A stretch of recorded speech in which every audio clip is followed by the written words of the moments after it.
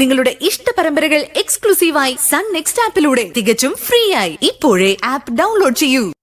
നാട്ടിൽ മുഴുവൻ നാണം കെട്ടപ്പോഴെങ്കിലും ഇവനൊരു പാഠം പഠിക്കുമെന്നാ ഞാൻ വിചാരിച്ചത്.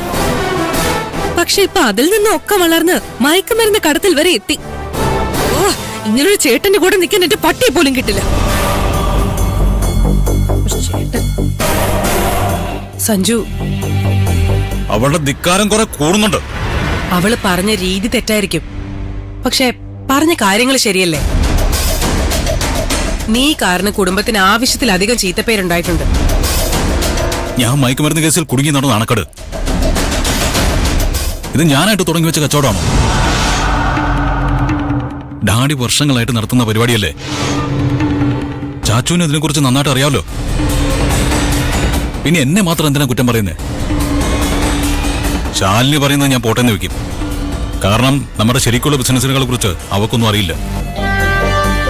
മയക്കുമരുന്നിനെതിരെ ഇത്രയും സംസാരിക്കുന്ന അവളുടെ പഠിപ്പും ഉപയോഗിക്കുന്ന ഫോണും കാറും ഒക്കെ വന്നതേ ഈ കച്ചവടം ചെയ്തിട്ടാണെന്ന് അവൾക്കറിയില്ലല്ലോ. അവളുടെ അച്ഛനൊരു മാന്യനാണെന്നാ അവളുടെ വിചാരം. അവളെ സ്വപ്നലോകത്ത് ഇങ്ങനെയൊക്കെ ജീവിച്ചു പോട്ടെ. എന്റെ വഴിക്ക് അവള് വരാത്തോടത്തോളം കാലം എനിക്കതൊരു പ്രശ്നമല്ല. അവളുടെ കാര്യം വിട്. ഗിരിയുടെ കാര്യത്തിൽ നീ എന്താ ചെയ്യാൻ പോകുന്നേ? അവന്റെ അനിയത്തി എന്റെ കയ്യിലില്ലേ, അവളെ വെച്ച് ഞാൻ അവനെ മുട്ടുകുത്തിക്കും. ചാച്ചി നോക്കിക്കോ.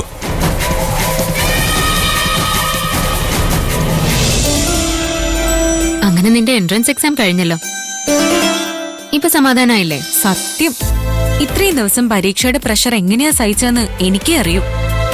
എന്തായാലും പരീക്ഷ കഴിഞ്ഞല്ലോ, ഇനി നീ കുറച്ചു ദിവസം ഒന്ന് റിലാക്സ് ചെയ്യും. റിലാക്സ് ചെയ്യാറൊന്നും ആയിട്ടില്ല. എൻട്രൻസ് ക്ലിയർ ചെയ്യുമെന്ന് ഉറപ്പൊന്നുമില്ല.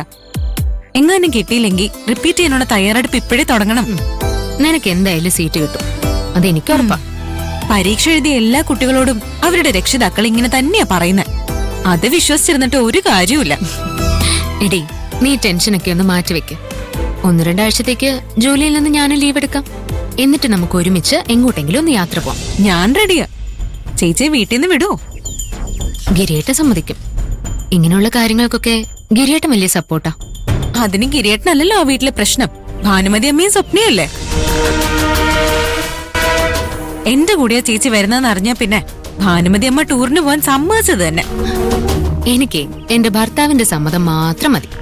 ഇങ്ങനെ ഓരോന്ന് വാശിക്ക് കാണിച്ചു കൂട്ടല്ലേ. ടൂറിന് പോയിട്ട് തിരിച്ചെത്തുമ്പോ ഗിരിയേട്ടനെ കൊണ്ട് അവര് ഡിവോഴ്സ് കേസ് ഫയൽ ചെയ്യിപ്പിക്കും. വെറുതെ പറയുന്നതല്ല, ഇതൊക്കെ നടക്കാൻ സാധ്യതയുള്ള കാര്യങ്ങളാ. അല്ല, ചേച്ചി ടൂറിന് പോവാന്ന് പറഞ്ഞത് എനിക്ക് വേണ്ടിയാണോ അത് ചേച്ചിക്ക് വേണ്ടിയാണോ? നമുക്ക് വേണ്ടിട്ടാ. നമ്മൾ അവസാനമായിട്ട് ഒരുമിച്ച് എങ്ങോട്ടെങ്കിലും യാത്ര ചെയ്തിട്ട് എത്ര കാലമായി. ഇനി നിനക്ക് കോളേജിൽ അഡ്മിഷൻ കിട്ടിയ പിന്നെ നീ അതിന്റെ തിരക്കിലായിരിക്കും. പിന്നെ എനിക്ക് മനസ്സമാധാനത്തോടെ നിന്നോടൊന്ന് സംസാരിക്കാൻ പറ്റുമെന്ന് പോലും സംശയം. ചേച്ചി അങ്ങനെ ടെൻഷൻ അടിക്കൊന്നും വേണ്ട. എന്നെ അത്ര പെട്ടെന്ന് ഒഴിവാക്കാനൊന്നും പറ്റില്ല. ഞാൻ എപ്പോഴും ചേച്ചിയുടെ കൂടെ തന്നെ കാണാം.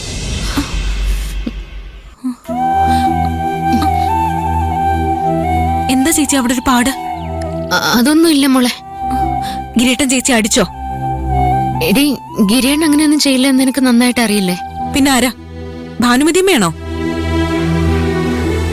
ചേച്ചി അടിച്ചിട്ട് മിണ്ടാതെ സഹിക്കാനാണോ പരിപാടി? ഒന്നുമില്ലെങ്കിൽ ചേച്ചി ഒരു പോലീസല്ലേ? ആ ജോലി അവരെങ്ങനെയാ കാണുന്നതെന്ന് നിനക്കറിയില്ലേ? ഗിരിയേട്ടൻ ഒരു രാത്രി മുഴുവൻ സെല്ലിൽ കഴിയേണ്ടി വന്നതിന്റെ ദേഷ്യത്തിലായിരുന്നു അമ്മ. അതിന് ചേച്ചി എന്ത് ചെയ്തു? ഗിരിയേട്ടനല്ലേ സഞ്ജയ് രക്ഷിക്കാൻ സ്വയം ബലിയാടാവാൻ തീരുമാനിച്ചേ.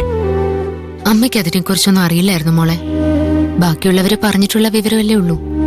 ഞാൻ ഗിരിയേട്ടനെ കള്ളക്കേസിൽ കുടുക്കിയെന്നാ അമ്മ വിചാരിച്ചത്. എന്നിട്ട് തെറ്റ് അവരുടെ ഭാഗത്താണെന്ന് അറിഞ്ഞപ്പോ അമ്മ ചേച്ചിയോട് മാപ്പ് ചോദിച്ചോ? മാപ്പോ? എന്നോടോ? മോളെ, ഇങ്ങനെയുള്ള ചെറിയ കാര്യങ്ങളൊന്നും ഊതി വീർപ്പിക്കേണ്ട കാര്യമില്ല. നമ്മുടെ സ്വന്തം അമ്മയാണ് ദേഷ്യത്തിൽ ഇങ്ങനെ ചെയ്തതെങ്കിൽ നമ്മൾ ക്ഷമിക്കില്ലേ? ഇതും അങ്ങനെ കരുതിയാ മതി. എനിക്കങ്ങനെ കരുതാൻ ബുദ്ധിമുട്ടുണ്ട്. ഞാൻ അമ്മയുടെ സ്ഥാനത്ത് പണ്ട് മുതലേ കണ്ടിരുന്നത് ചേച്ചിയാ. ചേച്ചി ഒരു കാരണമില്ലാതെ അടിച്ച ഒരാളോട് എനിക്ക് ക്ഷമിക്കാൻ പറ്റില്ല. എന്നാ ഞാൻ പോട്ടെ ചേച്ചി, എനിക്ക് കുറച്ച് സാധനങ്ങളും കൂടി ഡെലിവറി ചെയ്യാനുണ്ട്. ശരി മോളെ.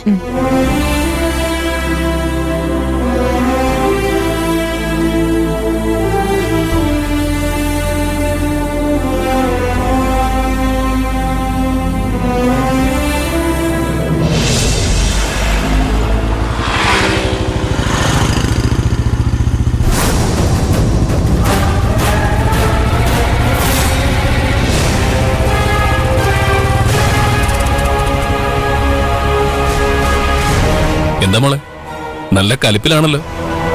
പരാതി പറയാനുള്ള നിൽപ്പാണെന്ന് തോന്നുന്നു. ഗിരിയേട്ടനോട് പരാതി പറഞ്ഞിട്ട് ഒരു കാര്യമില്ലാന്ന് എനിക്കറിയാം. ഏട്ടന് ശരിയെന്ന് തോന്നുന്നതേ ഏട്ടൻ ചെയ്യുള്ളൂ. പക്ഷെ ചിലത് പറഞ്ഞില്ലെങ്കിൽ എനിക്കൊരു മനസ്സമാധാനവും കിട്ടില്ല.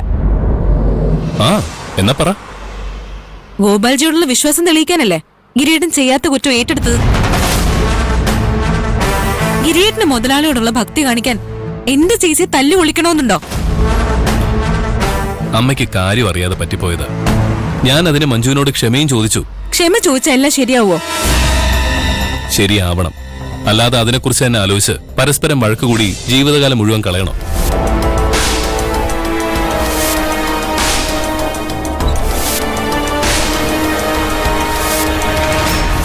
മോളെ, ഒരു കുടുംബമാവുമ്പോ അങ്ങോട്ടും ഇങ്ങോട്ടും ചെറിയ വഴക്കുകളൊക്കെ ഉണ്ടാവുന്നത് സ്വാഭാവികമാണ്. അതിനെയൊക്കെ ഇത്രയും വലുതാക്കി കാണേണ്ട കാര്യമുണ്ടോ? അവിടെ നടക്കുന്നത് ചെറിയ വഴക്കുകളൊന്നും അല്ല. അത് ഗിരിയേട്ടന് മനസ്സിലാവാത്തയാണോ അതോ മനസ്സിലാവാത്ത പോലെ അഭിനയിക്കുന്നതാണോ എന്ന് എനിക്കറിയില്ല. അല്ല, നീ എന്താ ഉദ്ദേശിച്ചത്? ഗിരിയേട്ടന്റെ വിചാരം ഭാനുമതി അമ്മ ചേച്ചി ശരിക്കും മനസ്സിലാക്കാത്തതുകൊണ്ടാ ഈ പ്രശ്നങ്ങളൊക്കെ ഉണ്ടാക്കുന്നതെന്നാണോ? പക്ഷെ അതൊന്നും അല്ല സത്യം. എന്റെ ചേച്ചി ഒരു പാവമാണെന്ന് ഗിരിയേട്ടൻ അമ്മയ്ക്ക് നന്നായിട്ട് അറിയാം. പക്ഷെ അവരാഗ്രഹിച്ച മരുമകളല്ല ചേച്ചി. അതിന്റെ ദേഷ്യ ഭാനുമതി അമ്മ ചേച്ചിയോട് കാണിക്കുന്നെ. എന്റെ അമ്മയ്ക്ക് എങ്ങനെയുള്ള മരുമകളെയാണ് വേണ്ടതെന്ന് നിനക്കാണോ അറിയുന്നത്? അത് മനസ്സിലാക്കാൻ വലിയ പാടൊന്നുമില്ല. ഭാനുമതി അമ്മയുടെ പെരുമാറ്റം കണ്ടാൽ മനസ്സിലാവും. ചേച്ചിയുടെ സ്ഥാനത്ത് അവർക്ക് വേണ്ടത് ശാലിനിയ. ഓഹോ, നിനക്കും സംശയരോഗം ഉണ്ടല്ലേ? അല്ല, ഇത് നിങ്ങൾക്ക് പാരമ്പര്യമായിട്ട് കിട്ടുന്നതാണോ? നിന്റെ ചേച്ചിക്കും ഇതേ പ്രശ്നമുണ്ട്. ഇത് ഞങ്ങൾക്ക് വെറുതെ തോന്നുന്നല്ല. ശാലിനിക്ക് എന്നോട് കുട്ടിക്കാലം മുതലേ ഒരു ഇഷ്ടം ഉണ്ടായിരുന്നു. പക്ഷേ ഞാനത് ഒരിക്കലും പ്രോത്സാഹിപ്പിച്ചിട്ടില്ല. കല്യാണത്തിന് ശേഷവും അവൾ എന്റെ പുറകെ നടക്കാറുണ്ടായിരുന്നു. പക്ഷെ ഇപ്പോ അവൾ ചെയ്തതിന്റെ തെറ്റ് അവൾക്ക് മനസ്സിലായി. തെറ്റ് മനസ്സിലാക്കിയതിന്റെ ഗുണം ഞാൻ റോഡിൽ വെച്ച് കണ്ടു. നീ എന്ത് കണ്ടു? രണ്ടുപേരും കൈയും പിടിച്ച് കണ്ണും കണ്ട് നോക്കി നിൽക്കുന്നത്. അനാവശ്യം പറയരുത്.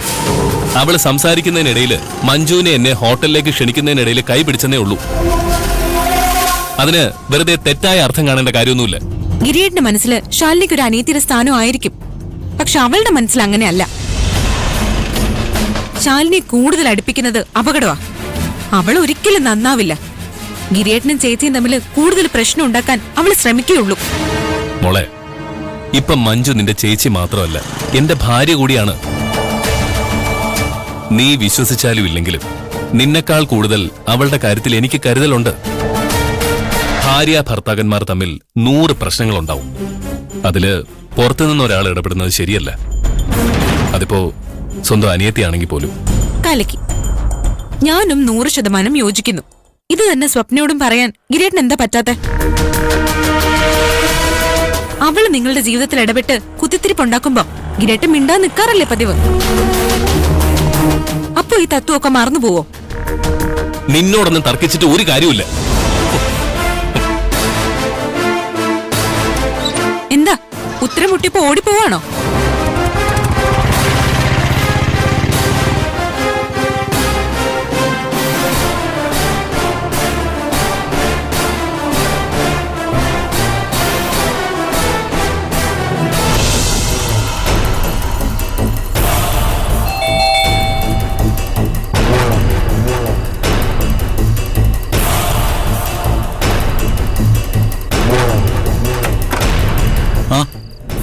മോളെ, എന്റെ കൂട്ടുകാരി വണ്ടി തിരിച്ചു വേണോന്ന് പറഞ്ഞ് ബഹളം വെക്കാൻ തുടങ്ങി. അതിനെന്താ? എന്നെ കൊണ്ടു കൊടുത്തേരെ, എന്റെ ആവശ്യം കഴിഞ്ഞു. എന്ന് ഞാൻ പോട്ടെ. അതെന്താ പരിപാടിയാ? ഇങ്ങനെ അങ്ങ് വന്ന ഉടനെ പോയാൽ എങ്ങനെ ശരിയാവും? എനിക്ക് പോണം. സഞ്ജുട്ടാ പ്ലീസ്. എന്തെത്ര ധൃതി? വാ സഞ്ജുട്ടാ, കുറച്ചു നേരം എന്റെ കൂടെ ഇവിടെ ഇരിക്കേ. അയ്യോ സഞ്ജുട്ടാ, അത് പിന്നെ ഇവിടെ ഇരിക്കേ. വേണ്ട സഞ്ജുട്ടാ, ആരെങ്കിലും വന്ന പ്രശ്നമാവും.